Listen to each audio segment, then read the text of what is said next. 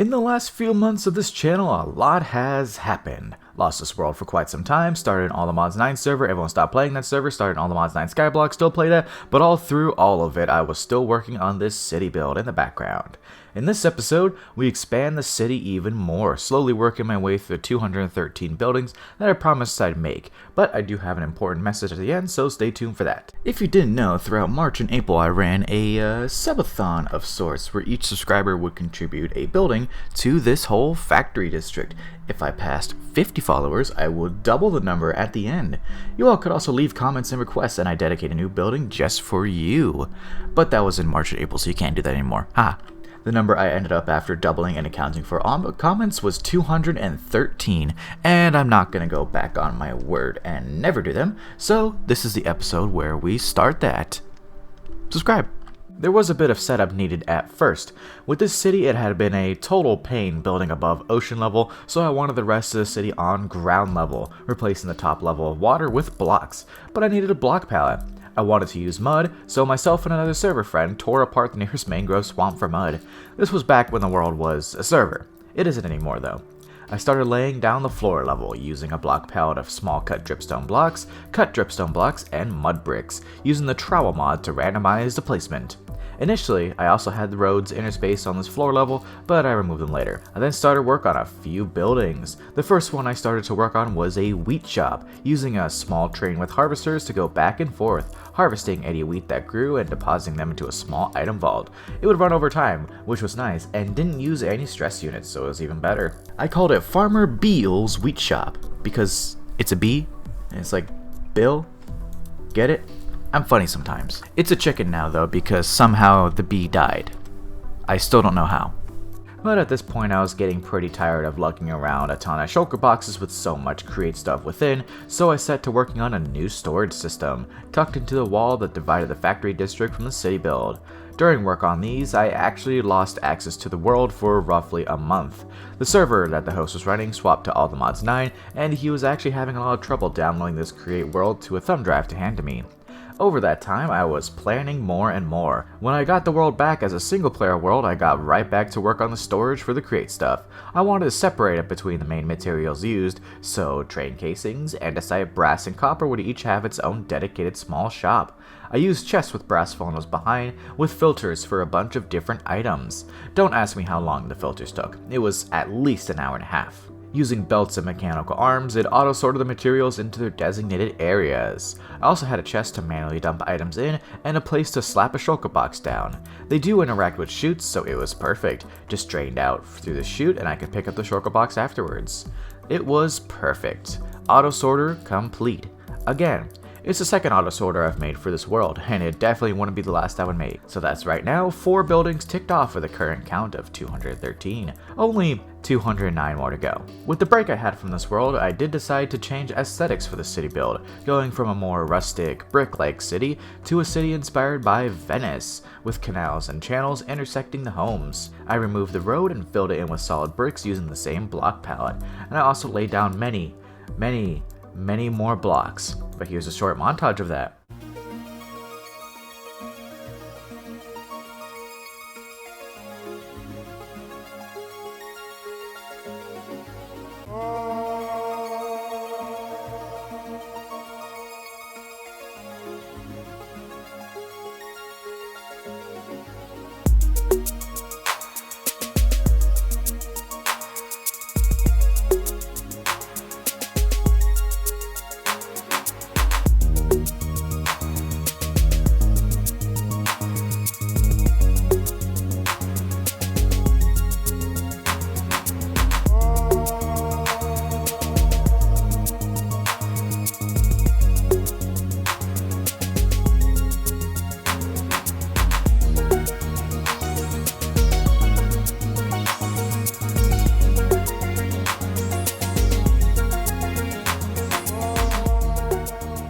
I laid down some wool for marking out the canals, then had the urge to make a factory for an important material, wither skulls. I made a short a bit ago to explain the process on how to automate the skulls, which I will leave in the description. To explain the factory here though, it haunted cobblestone from a cobblestone generator into blackstone, then crushed the blackstone to have a chance to make wither skulls. I wanted more beacons eventually. I laid out a bunch of wool to represent where I want to make more houses, making efficiency 5 shears with mending to instant mine them with needed. I had a wool farm done, so the wool was pretty easy to get. I then started on a new part to the city, a raised section to hold a few houses on top of it. I used slabs to make a ramp of sorts up, then killed a few withers for some beacons. I made 4 max level beacons using diamonds and iron I had already automated and getting a ton of buffs with the beacons. I wanted to have a statue on top of the ramp that I made to divide it from the rest of the builds that were going to be elevated, so I stole a design I found online of a bird statue. I did want to start involving lore into the city. In a Dungeons & Dragons game I take part in, my character is Blue Sky, a Kenku Ranger Paladin multiclass. If you don't know, Kenku are bird people. In that campaign it takes place on Earth, but if it was stuck in Pirate Age. Blue Sky, my character, was born and raised in Venice, and since I was designing a city to be like Venice, it was perfect to involve my character in it.